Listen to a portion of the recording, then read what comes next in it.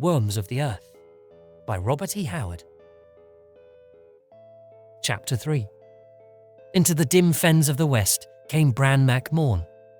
A cold wind breathed across the gloomy waste, and against the grey sky a few herons flapped heavily. The long reeds and marsh grass waved in broken undulations, and out across the desolation of the wastes a few still meres reflected the dull light. Here and there rose curiously regular hillocks above the general levels, and gaunt against the sombre sky, Bran saw a marching line of upright monoliths, menhirs, reared by what nameless hands.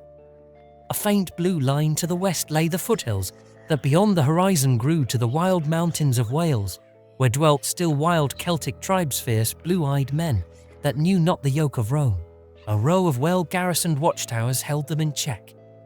Even now, far away across the moors, Bran glimpsed the unassailable keep, men called the Tower of Trajan. These barren wastes seemed the dreary accomplishment of desolation, yet human life was not utterly lacking.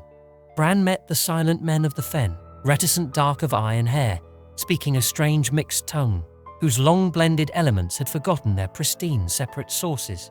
Bran recognized a certain kinship in these people to himself, but he looked on them with the scorn of a pure-blooded patrician for men of mixed strains.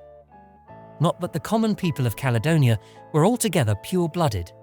They got their stocky bodies and massive limbs from a primitive Teutonic race, which had found its way into the northern tip of the isle, even before the Celtic conquest of Britain was completed and had been absorbed by the Picts. But the chiefs of Bran's folk had kept their blood from foreign taint since the beginnings of time, and he himself was a pure-bred Pict of the old race. But these Fenmen, overrun repeatedly by British, Gaelic and Roman conquerors, had assimilated blood of each, and in the process almost forgotten their original language and lineage.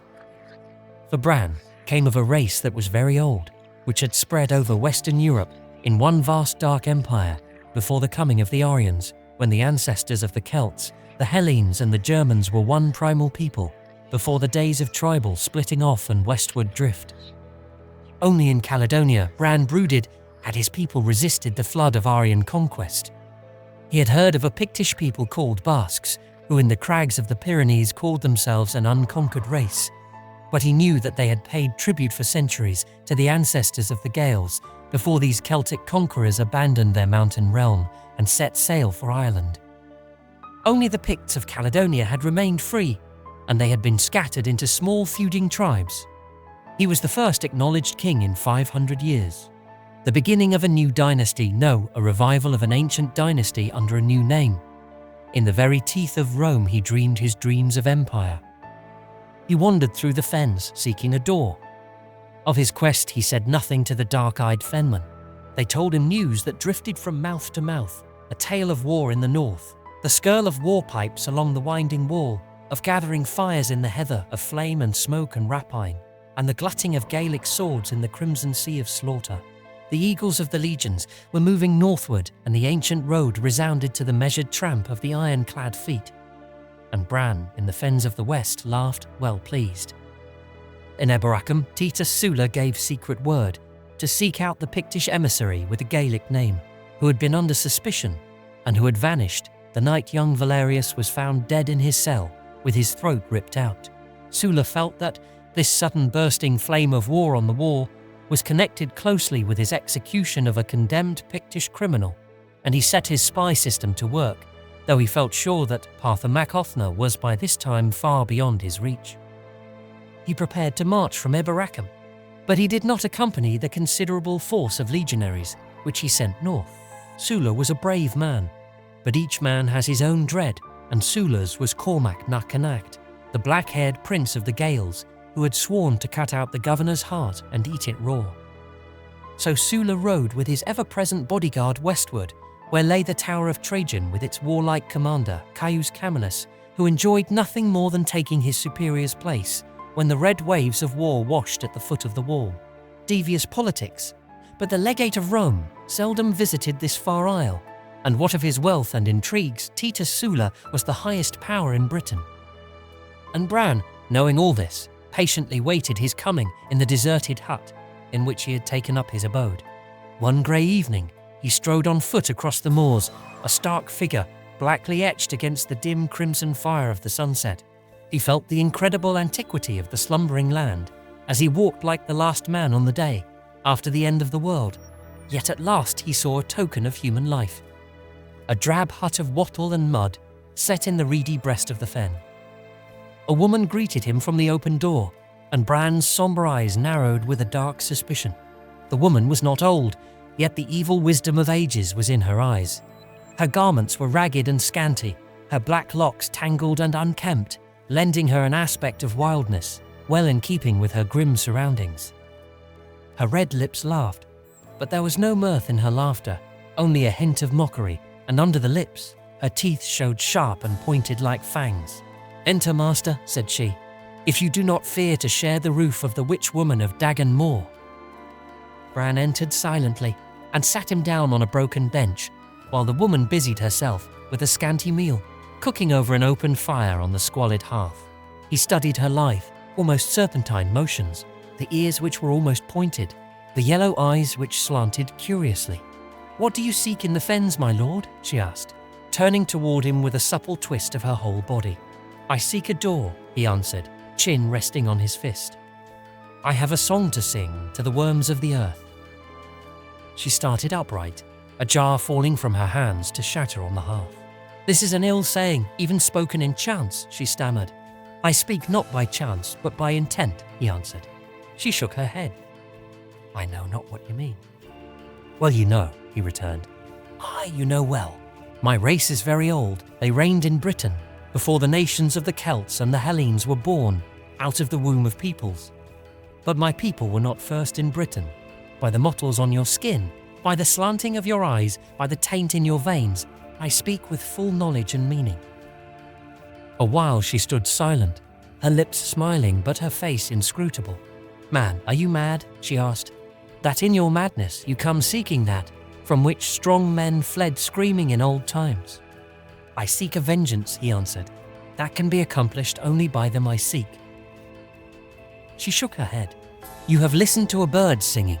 You have dreamed empty dreams." "I have heard a viper hiss," he growled, "and I do not dream. Enough of this weaving of words. I came seeking a link between two worlds. I have found it." "I need lie to you no more, man of the north," answered the woman. "They you seek still dwell beneath the sleeping hills. They have drawn apart, farther and farther from the world, you know. But they still steal forth in the night to grip women straying on the moors," said he, his gaze on her slanted eyes. She laughed wickedly. "What would you of me? That you bring me to them?"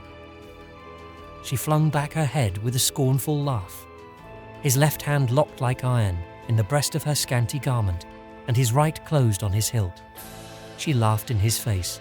"Strike and be damned, my northern wolf. Do you think that such life as mine is so sweet that I would cling to it, as a babe to the breast?" His hand fell away. "You are right. Threats are foolish. I will buy your aid." "How?" The laughing voice hummed with mockery. Bran opened his pouch and poured into his cupped palm a stream of gold, more wealth than the men of the fen ever dreamed of. Again she laughed. "What is this rusty metal to me? Save it for some white-breasted Roman woman who will play the traitor for you. Name me a price," he urged. "The head of an enemy." "By the blood in my veins, with its heritage of ancient hate, who is mine enemy but thee?" She laughed and springing, struck cat-like, but her dagger splintered on the mail beneath his cloak, and he flung her off with a loathsome flit of his wrist, which tossed her sprawling across her grass-strewn bunk. Lying there, she laughed up at him. "I will name you a price then, my wolf, and it may be in days to come you will curse the armor that broke Atla's dagger." She rose and came close to him, her disquietingly long hands fastened fiercely into his cloak. "I will tell you, Black Bran, king of Caledon. Oh, I knew you when you came into my hut, with your black hair and your cold eyes. I will lead you to the doors of hell if you wish, and the price shall be the kisses of a king. What of my blasted and bitter life, I whom mortal men loathe and fear?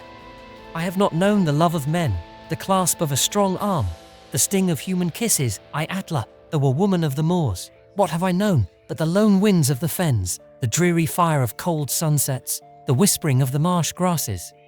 The faces that blink up at me in the waters of the meres, the footpad of night.